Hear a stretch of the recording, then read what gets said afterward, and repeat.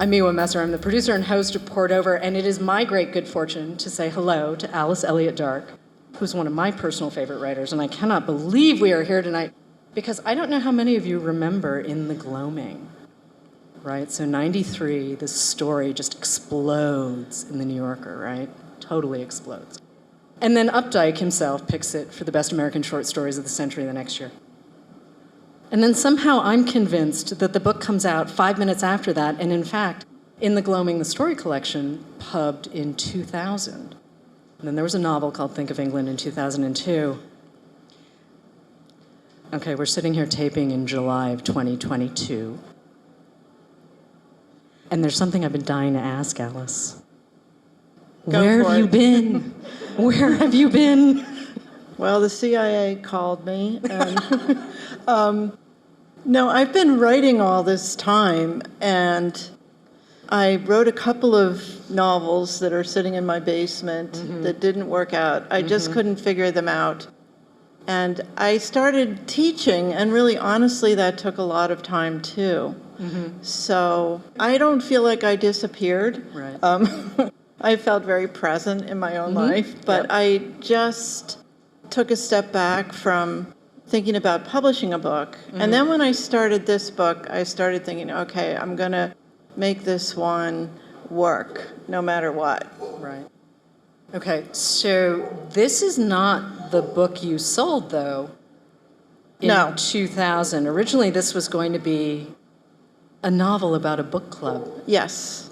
Can we talk about that for a second? Yes. I wrote that book, and it was just unfortunate timing with that book because another big book about a book club came out at that time. So I put that book away. I still have it, and I still think it's good. I mean, if I went back to it, I would completely rewrite it, though, because it's 20 years later and I'm not the same person. But it was funny. And kind of light. I heard the first draft of this book, though, came in at 1,400 pages. Yes. And the second draft came in at 800. Yes. The one I turned into my agent, Henry Dunow, was 800 pages, and he passed it forward at 800 pages, and that was too long. And I knew it was too long. I don't usually say this, but I'm not entirely sold on the idea that 800 pages was too long. We need to talk about how you got from this idea of a book club novel to a really big, sweeping, modern 19th century novel about class and feminism and family and love and writing. This is a much bigger book than you originally set out to write. It was much bigger than anything I thought I would ever write. I was a poet until I was 28 years old. I never thought I'd be anything but a poet. But my poems started getting longer. And then I decided I'll start writing prose. And it took me a while to figure out how to do, every new thing is a new form. It's not like, oh, you can do this, so you can do that. You're learning all over again to do a new form. And this one, I watched a TV show, miniseries, He Knew He Was Right, by Anthony Trollope. And I was like, oh my God, I love this so much. I love the plots, the subplots. I love the twists and turns. Why have I never given myself permission to learn how to do this? And I decided I did want to do it. And as it turned out, it was the right venue for things that I've been obsessed with all my life.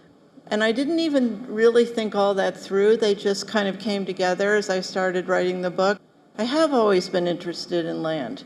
It's never made any sense to me at all that people own land. And that came into the book. And interested, of course, in feminism. I always say I became a feminist when I was 2 and my brother was born.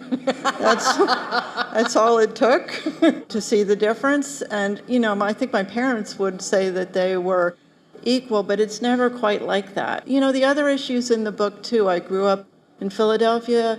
People were Quaker all around me. My stepfather was Quaker. I was very exposed to that. And why don't I make them Quakers? It's so fascinating. It's one of the few early American small sects that survived into the present, and the Quakers thrived, they still are. all of those things, that really lifelong things. I've seen a lot of people talking about Fellowship Point mainly as a novel about friendship between two women, and Polly and Agnes have been friends for 80 years. But it is so much more than that. Agnes is never married. Polly marries a guy called Dick. We will get to Dick in a minute. They have some children. We will get to James, who needs to be punted into the sun, but we will get there as well. On the surface, their lives are very different, and yet this friendship endures. So can we talk about how these women showed up for you? Again, I mean, you go from 1,400 pages to 800 pages to 500 and change, but how did this start for you? Polly came first. The first character was actually Virgil, and I wrote many pages about him. And then Polly came into it. Polly and Robert came just about the same time. And I actually wrote a draft that was just Robert moving in with Polly after he got out of prison. Okay. And the two of them developing a relationship, both very internal, private people, and that set me on some of the themes of the book. But then when Agnes came in, the book blew up.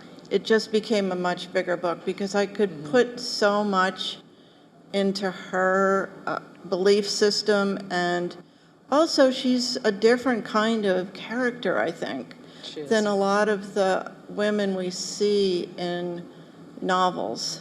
And that was really fun for me, to explore someone who I would personally really want to be friends with and know and hang out with, but also make her not lovable, just more like interesting and challenging. And people have said to me, is she a feminist? I'm like, well, she is, but she's much more of an egalitarian. She's a vegetarian. It's across the board. It's nature, it's animals, it's men, it's women. It's like everything should be equal. That's her belief system. And she really does believe it, but she's not always that easy to get along with, as such people can be. I have a fondness for Agnes that might have something to do with my Aunt Lois and my Aunt Jenna and my Aunt Mildred. New England is home for me, and so these women are they are very iconic kinds of New England characters. I realize they are from Philadelphia, but Maine has rubbed off on them.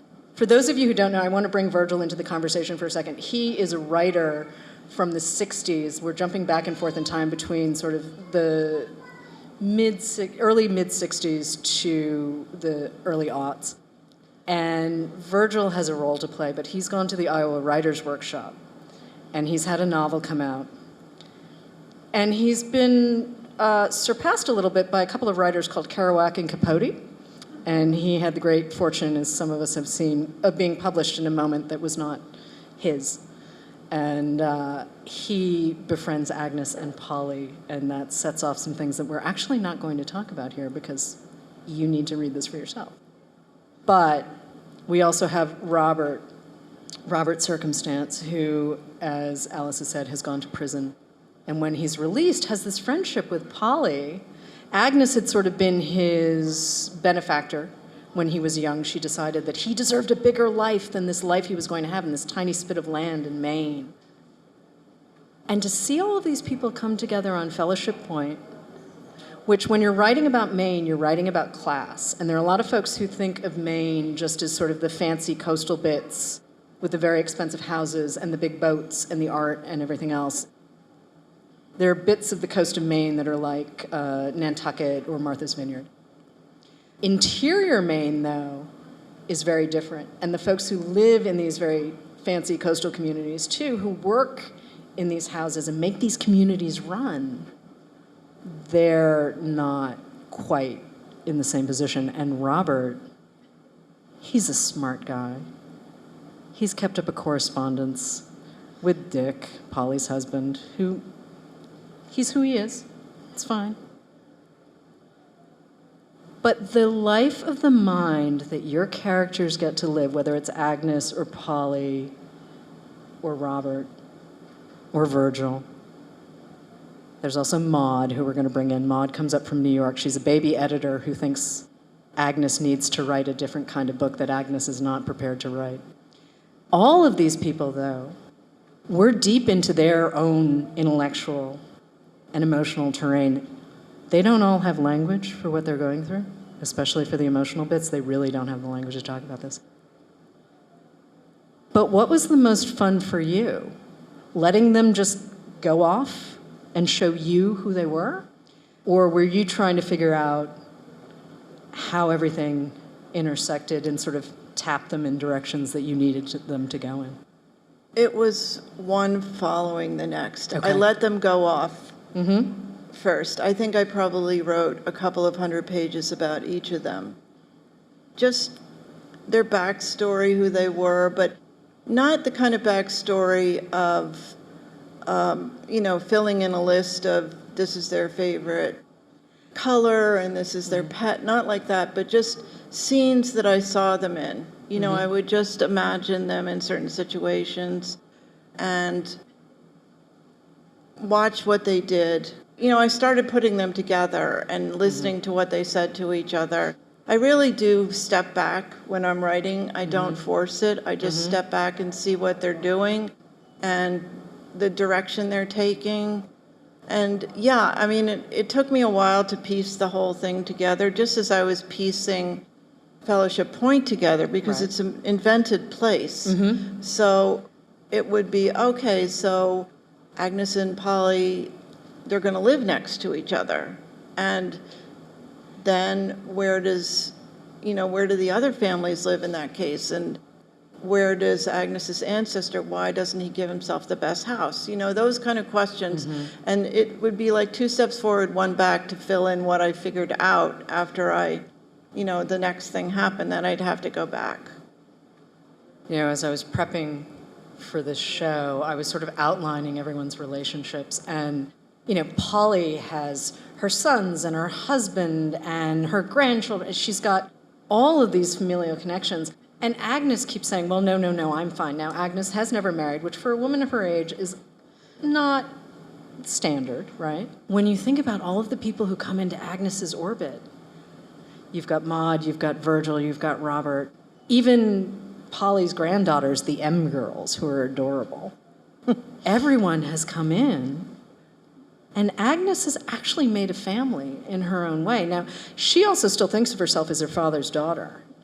And Polly does not have quite that relationship with her parents. Can we talk about the sort of evolution of their worldview, their individual worldviews? Yes. Polly's more on the surface of it conventional, and she follows a much more conventional path. She gets married right out of college. They both went to college. Agnes has a romance that fails, and that's sort of it for her. She's not that interested. We see something later in the book that was a second possibility of romance that doesn't quite happen. Agnes's worldview was very shaped by her father, who was the inheritor of a fortune, and kind of the last person who really had the fortune, because Agnes is told when she's 40 years old, you have to make some money if you want to keep Fellowship Point. It's not, the money's not going to be there because the company isn't doing that well anymore. And the company ends up not doing well because it was built on rather old-fashioned business ideas, which have faded into the past, very much gentleman's handshake kind of ideas, and her line is idealistic, and she's inherited that from her great-grandfather, her grandfather, her father. Polly's parents are much more social. They're much more social and in the world. They don't have the kind of idealism that Agnes's does. And it's interesting because the two of them very much influence each other about these things. They're kind of drawn in different directions by Polly's husband, too, whose name is Dick, and he's a professor of philosophy, and he writes a book about pacifism. It's funny because you said Virgil before is a little bitter that his book came out the same year as Kerouac. Well, Dick's a little bitter that his book on pacifism comes out right before World War II. And he thinks it Hitler ruined my career. That's his, I know, it's kind of a bad joke, but That's a private joke between him and Polly, but, it's in the book. I don't know why I did like two people who were bitter like that, but Well, the thing about Dick, too, is he doesn't realize quite how bright his wife is. no. And she, in fact, comes up with a theory, a philosophical theory, that on the face of it, you think, wait, what did I just read? And it makes perfect sense. But she can't just talk to him about it at the dinner table. She ends up mailing him a letter and doesn't even sign her own name to it. And she finds this letter years later in his study, and she's like, well, at least he read it. But nothing ever happens. And Polly, she likes the tennis club. She really, really wants a daughter. She really wants a daughter so she can talk to her about arranging flowers and throwing dinner parties. She feels like she has this very specific skill set. And here's Agnes in the back saying, I told you that theory was good. Why are you waiting for the man to validate? Exactly. So, Agnes really, she's very Agnes. She's angry all her life that Polly doesn't put her first. Right. Polly does put her first as much as she's capable, but she has all these other connections that Agnes does not have. And although Agnes understands it, of course, she's very upset about it, and that comes up a few times in the book. Yeah, and that incident that you're talking about Dick in the letter, after Polly has one of her children, she really goes into sort of a fugue state, and she can't sleep, and she's writing and writing and writing, and she comes up with this theory, and when she tells it to Dick, she tells it to him, and he says, oh, that's a very well-known theory. It's nothing new. Don't get excited. And Agnes is like, don't listen to him. He's wrong. He's just putting you down. He's holding you back.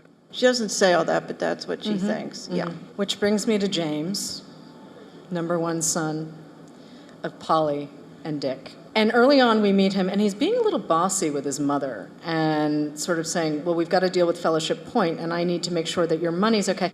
And my first thought when I met James, honestly, was, after punt him into the sun. That was literally the first thing. The second thing, though, was he's broke. He's got to be broke. And for a guy like James, for someone to say you've got to be broke is probably the worst thing you could say to him. And I realize my notes go on, my marginalia is a little out of control in the galley, but can we talk about Polly's sons for a second? Because they are very much the opposite of Robert, even their dad to a certain extent, because they're very much in the world. They want to make sure that things are taken care of. They want to make sure they live in nice places and have access to nice things. So they've sort of tread their own path, but man, that James, he's... James is... You know how that joke of George Bush is everyone's first husband? Yeah, he's that. Totally. He's that guy. Yeah, they're much more like their grandparents. Right. They're in this kind of social framework. None of them are great people. None of them live up to Polly's quiet greatness that we see her come into later in the book. And there's a moment, too, where the boys try to move Mom in a direction that Mom is not prepared to go, and I think they are not prepared for Mom's response, which was quite excellent. I may have underestimated Polly at first simply because of the surface appearance. She likes the tennis club, she likes the ladies, she likes her life, everything else. But I think everyone kind of underestimated Polly for a long time, except for Agnes. Yes. Agnes, starting when they were young at school, Polly was very popular. The teachers all liked her. The other girls liked her. They invited her to go on vacation with them. Agnes was not that popular. The teachers liked her because she was so smart. She thought Polly was her intellectual equal, although not a good thinker, not a developed thinker. And she tried to train Polly how to really be a critical thinker, and Polly just kind of was resistant. But she never gets over the idea that she can always go to Polly to talk something through. And I think it's one of the frustrations of her life that she can't tell Polly about her writing.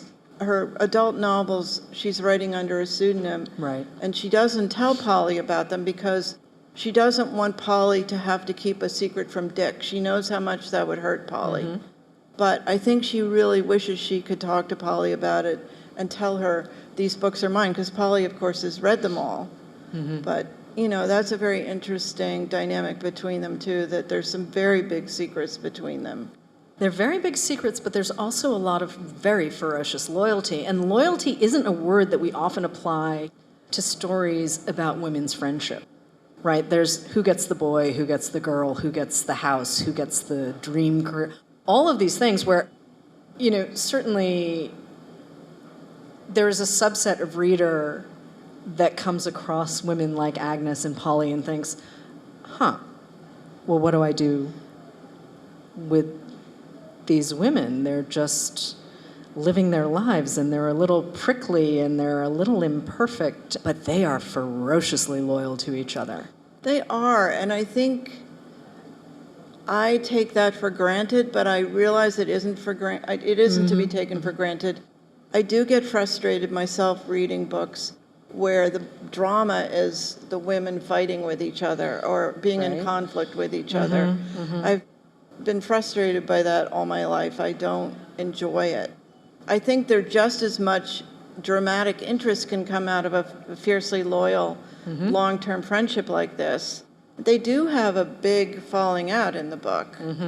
That's legitimate, I think. It's not trumped up, and it's not over a man. It's not any of that kind of thing. It's a legitimate moment of real difference between them that they have never talked through up to that point, which was really satisfying and fun to write. But I agree with you. I think a friendship like this is not that often portrayed to us. And I think it's not that unusual. It's just not thought of as being really dramatic, but it is. I think there are certainly critics, too, who still treat, sort of domestic dramas, for want of a better phrase, they treat them like they're just sort of, these little dalliances and these little stories, almost like soap operas. And in fact, there are plenty of domestic dramas, honestly, that could be big, sweeping political novels. I mean, take, for instance, Michael Cunningham's The Hours, right? It's the retelling of Mrs. Dalloway. And if you look at that section of Mrs. Brown in 1949 Pasadena, she's having a nervous breakdown in her kitchen in front of her child because her life has gone off the rails and she's stuck in this horrible marriage and everything else.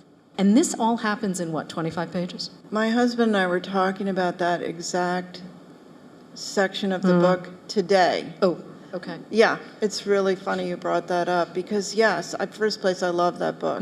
Same. I taught it this winter with Mrs. Dalloway, and it's so fascinating what he did in that book. But yes, it's a really brilliant section. And there's the neighbor, her interest in the neighbor, which is so fascinating. Yeah, I agree with you.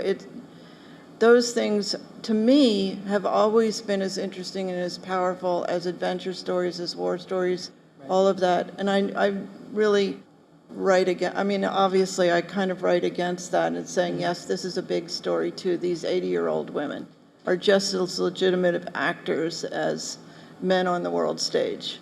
And one of the ways you're wrestling, too, with this entire world that you've created, whether it's Fellowship Point or Philadelphia, what have you, is also the idea of capturing the passage of time, right? So how many people have read Lauren Groff's Matrix? It's tiny. Okay. So the way have you read that? Yes. Okay. So, one, Lauren got me to care about nuns in the 12th century, so right there. But the way she captures time, where she'll drop a line and she'll say, oh, suddenly we went from 35 nuns to 60. Or the season changed, and it's 2 sentences. Yeah. You're doing this across 500 pages, too, with these 2 women, and there'll just be a line where it's a small thing, and suddenly you realize that time has moved forward. And this narrative keeps moving forward over 80 years. And occasionally we drop back in time, and occasionally we flash forward, and I will tell you the ending is so satisfying. I'm going to be terrible and just tell you it's really, really satisfying. But for you as the writer, let's talk about how you capture the passage of time without resorting to cliche, without needing to... you referenced 9/11 in a way where it took me a minute to realize what you were talking about, and I live in downtown New York, and I was here, and it still took me a minute. And I love moments like that because it makes me stop and sit in the book and sit with the characters and sit with what they're experiencing, and I have to step away. So can we just talk about that little bit of magic? One thing I really have learned, or at least for myself, about writing is never to explain why a person is the way they are, just to make a dramatic case for why they are the way they are.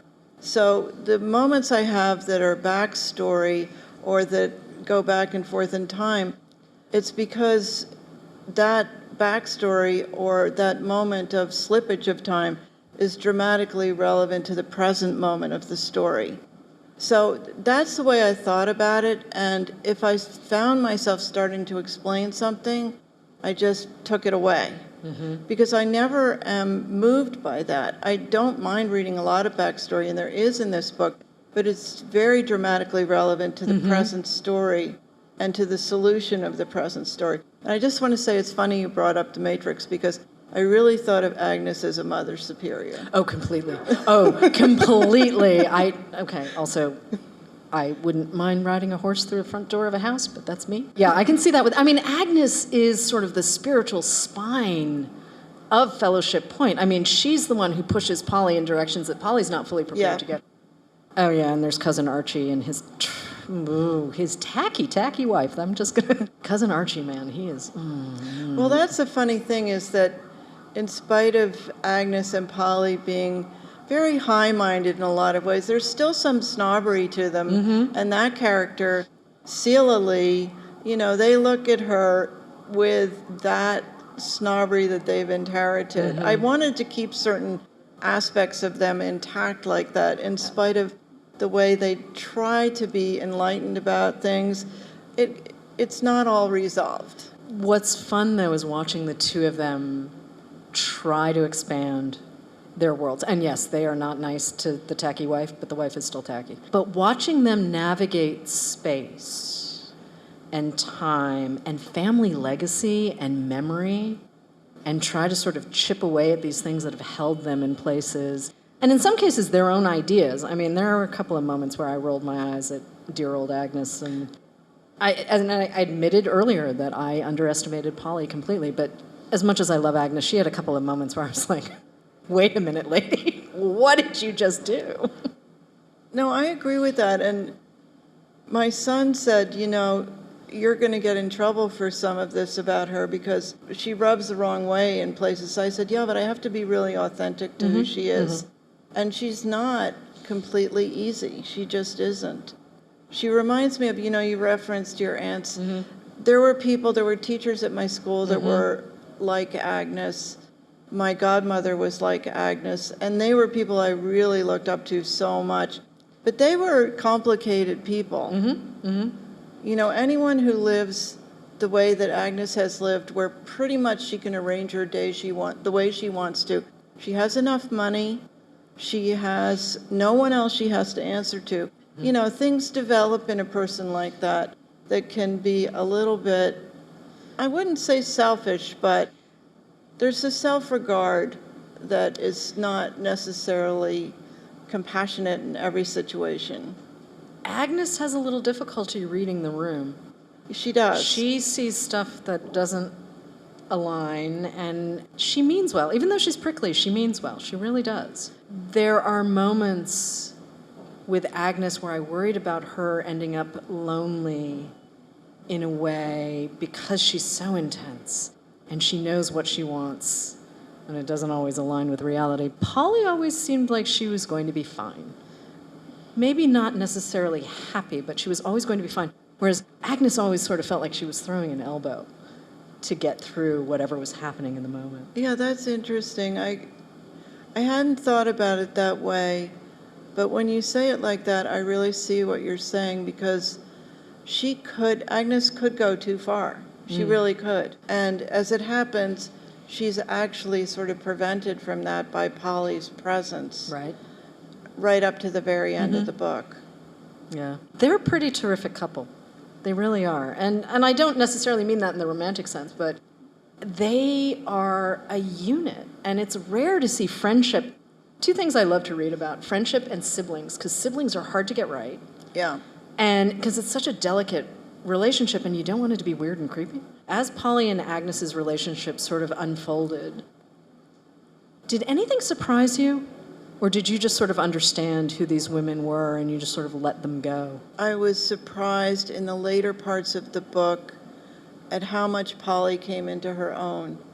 And there's a very dramatic situation that happens late in the book that I won't reveal. But I tried it a couple of ways. I tried it with Agnes being the dramatic actor in that situation. I was like, no, but it really is Polly who would be the one to see this clearly, because Agnes's anger is in a different place than Polly's. Polly's is very direct at this moment. And that's a development for her. We sort of get the sense that she's been thinking about her children. I think all those boys are disappointments to her at a certain level, especially James. She doesn't delude herself about who her children are. Obviously, she's very loyal to them. She's supportive of them. She helps them out. She does all the right things. But when she has a chance to make a call on someone later in the book, when she doesn't have that conflict of loyalty, she's really able to step up to it. And I think that throws light back on her all through the book at how she's been making these judgments, but she hasn't been expressing them. And also, women's anger still makes a great many people very uncomfortable. We get angry. Well, especially, women who are in their 80s. And I think Agnes has a few moments when both of them do. I mean, when Polly's sons basically, after she's alone in the world, want her to sell her house. And she's like, wait a second, why are you even thinking about that? I'm perfectly fine. And the same with Agnes. She doesn't feel that with everything she's done that she gets the world's respect. And I think that's accurate to the way things are. I was really trying to make a case for their very active internal and personal lives, while at the same time being true to life about how they would be treated and received in the world. I'll tell you, too, the scene where the boys are talking to Polly and saying, Mom, you have to sell the house, and we have to do this, and we have to do that. And we're going to move you into this very nice place that's, whatever. My note next to it says, it's not your money, it's Mama's. And she kind of, she goes not there. Yeah, and it was, and watching Polly, my moment of understanding that I had underestimated Polly came much before that, but I maybe cheered a little when I read that section. But I'm also keeping an eye on the clock because things are going far too fast. Time is passing far too quickly. And I wanted to take a chance and just ask you who you are as a reader and who some of the big influences are. I mean, obviously, you've written this incredible modern 19th century novel, so there's a little bit of Middlemarch. You certainly referenced Trollope earlier, but who are some of the other influences who've made Alice Elliott Dark the writer we know? Well, when I was 30, and I decided I wanted to write fiction. I started writing stories, they were bad, and I could see that they were bad. It was the time in the world when minimalism was, and there were a few people who were very good at it, but to be very good at it, you had to understand everything about fiction. You couldn't just sit down and write a spare story, and that was going to be a great minimalist story. So I took a step back for 2 years, and I didn't write anything at all, which was funny for me because I'd been writing since I was a child. And I read all of F. Scott Fitzgerald, I read all of Flannery O'Connor, all of Edith Wharton, all of James Baldwin, and all of Jane Bowles. Those were the 5 people I picked. I picked them each for a different reason. And I read everything, letters, everything of theirs I could read, which was a great education because I saw that these people who I revered had written lots of stuff that wasn't great. There was a range. But I learned from each of them. So all 5 of those are part of my writing DNA in different ways. And contemporary writing, I read a lot of different things. I pick up a lot of books, I try them. You mentioned Lauren Groff. I really did love The Matrix. I like Atessa Moshfegh. I'm interested in her.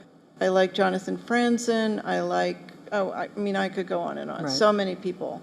I'm a great lover of other writers. So It's a nice life. It Surrounding is. yourself with writers and it books, really yeah, it's is. a nice It's life. lucky. You've also been teaching for quite some time now. What have you learned from your students? Everything. Yeah. I mean, I've learned everything. It's one of the most fortunate things that's happened to me. Starting at Rutgers in 2000, the world has changed so much in the last 20 years. The students have changed. It's an interesting school to be at because diverse is the word they use for it, but it really is lots of different kinds of students. I've learned about all different religions of India, religions that are very small sects because there's students there from that particular group that I would have never heard of otherwise because they don't come into the general conversation. I've learned a lot about different voices and how they appear in fiction and all those things of how people, just the teaching part, how people learn to come into their own and stop imitating, which happened to me too. I was imitating for a long time and then I found my own way. And that's the most exciting thing when people start writing in their own voice. But a lot of political realities have come to me through my students. And I feel very lucky for that. I go into school in Newark and I have one life and then I come back to where I live, which is a suburb that's different and it's a different world. And I love the millennials. I've been very fortunate to be with that generation of people. I think they're wonderful. Yeah, I mean, it's great. It's a cliche to say you've gotten more than you've given, but it's really been true for me. That's so excellent. I heard that you are possibly working on a novel that feels like a sequel to the titular Yes. story of In the Gloaming. Yes, that's true. You guys, this is Christmas in July. Seriously, this is Christmas in July. You have no idea. Beloved Laird does not make it. So who are we structuring this Well, novel we're going to around? see a little bit of Laird in this book. Oh, good. Okay. But it's really a lot around the sister who, when I first wrote the story, the sister was the point of view character. Right. And then she went completely out of the story and really has one line in the story. But I've been working with these characters. I never could let go of them. And I didn't write it as a novel at the time, even though people suggested it, because it would have all been backstory. But now it's this many years later, and all these characters have had all these years to live without him. So it really is a book. The metaphor I keep thinking about is absence, and not just, obviously it goes beyond just a family with a missing member who's a very important member, the member who's the glue.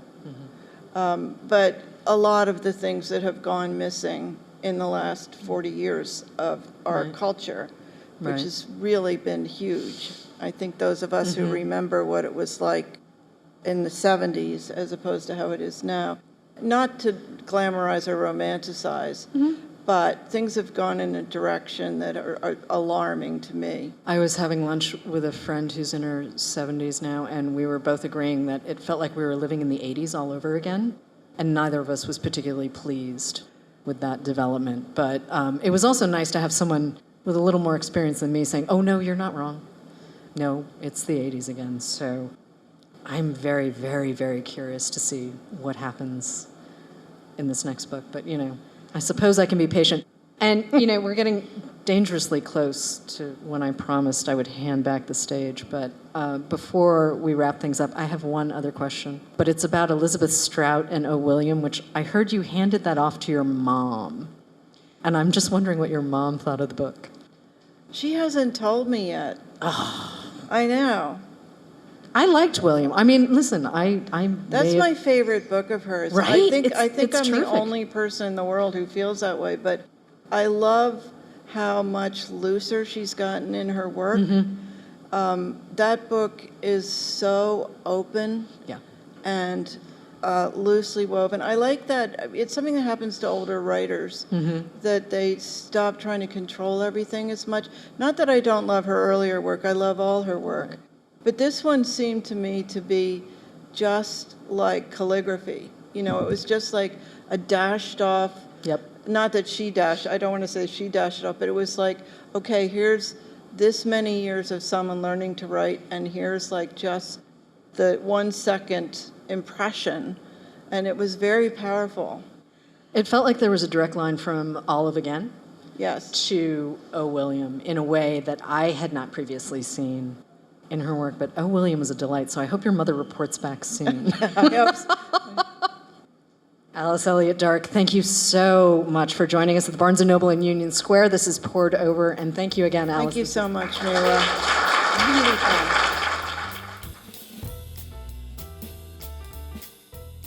Hello, readers. It's time for another TBR Topoff, where we recommend books to pick up when you stop in for your copy of Fellowship Point. My name is Mark. And I'm Becky. We're coming to you from our Barnes & Noble store in Cincinnati, Ohio, and we've got a couple of books to talk about. I'm going to go ahead and go first, if that's cool. Of course. Yay, thanks. So I chose a book by Charles Frazier. He is pretty well known for his historical fiction, specifically Cold Mountain. But I wanted to talk about a book called Night Woods, which is a little bit more zeroed in on the 1960s in Appalachian country. And it tells the story of two sisters. You have Luce, who is pragmatic. She is antisocial, pretty closed off in general. And her sister Lily, who is effervescent. She is generous and naive and kind and soft. And Luce has essentially shut herself off from the world. She lives out in the wilderness. She doesn't really have a whole lot to do with people other than her sister. And Lily, when she falls in with a pretty dangerous person who threatens her family life, her children, herself, resulting in something truly awful, Luce is tasked with taking ownership of these children, these two twin kids. And she essentially has to unlock these doors of solitude that she's built for herself in order to take care of these two young people who are filled with trauma and are most likely still in danger. This book is filled with Frazier's trademark gorgeous writing, and it's a great sense of the Appalachian wilderness. He just does a great job of describing a sense of time and place, and this book is obviously no exception. So please check out Night Woods by Charles Frazier. Becky, do you have one for us? I do. Thank you. That sounds like a good one. Mm-hmm. I'm familiar with Cold Mountain. I am less familiar with that one, so I may have to check into it. Do it. So the one that I chose is an oldie, but a goodie, I think. It is Fried Green Tomatoes at the Whistle Stop Cafe. So this is by Fannie Flagg. This was written back in the 80s. And then, of course, everybody knows the movie. Well, maybe not. I don't know. Am I too old? I might be showing my age. They better know. I was going to say, there was a movie that came out in 1991 with Jessica Tandy and Kathy Bates, which is fantastic. So if you haven't seen the movie, please watch it, but definitely read the book too, because there are some differences, as always. But this book just celebrates women. It tells the story mainly, well, it's kind of split in two. It tells the story of Evelyn and Mrs. Threadgood, or Ninny, and these two meet at a retirement community. And Evelyn is going there to visit her mother-in-law, who she really doesn't want to talk to. She is in kind of the middle stages of her life in a marriage that she's not really enjoying. And she's just kind of she's just not sure really what to do with her life.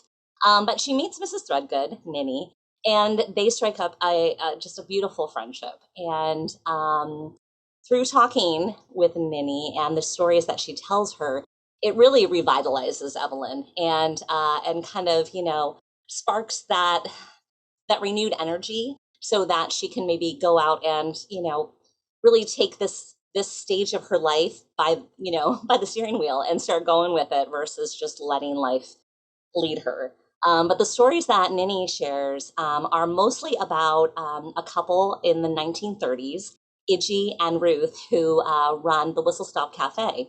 And this is in Alabama. And it's just the stories that she tells are leave you wondering if this is, did she know these people? Is she Idgie? There's that question. But it's, and again, it's just celebrating women. The two, Ruth is coming from an abusive relationship, but she has a son that she is trying to take care of, and Idgie takes them in and is, willing to help and kind of protect her. And really the whole community swarms around to keep her safe from her abusive husband. And there's so much, there's a lot to devour. And honestly, this book was actually a little bit ahead of its time in the way that it dealt with a lesbian relationship in the 30s. I feel like in the 80s that was a little unheard of, but I don't know for sure. But it's dealt with like very just naturally and not really in any exploitive way. There may be some things as far as there is some racism that is happening in that area in that time that is talked about. I think it still ages well, but I will be honest, I have not read it, gone back to read it recently. So take that with a grain of salt. But I do still think the book is worth checking out. And like I said, it is Fried Green Tomatoes at the Whistle Stop Cafe by Fanny Flagg. Nice choice. Thank you. Well, thank you all for tuning into Poured Over today. Please make sure to give us some support with a rating and subscribe so you never miss an episode. You can also follow us at Barnes & Noble. Mm-hmm. I'm Mark. I'm Becky. And you can follow our fantastic home store at BN Westchester. Thanks again for tuning in and happy reading. Bye. Bye. Poured Over is a Barnes & Noble production. The show is available on Apple, Spotify, and Stitcher. Please rate and review us wherever you listen to podcasts.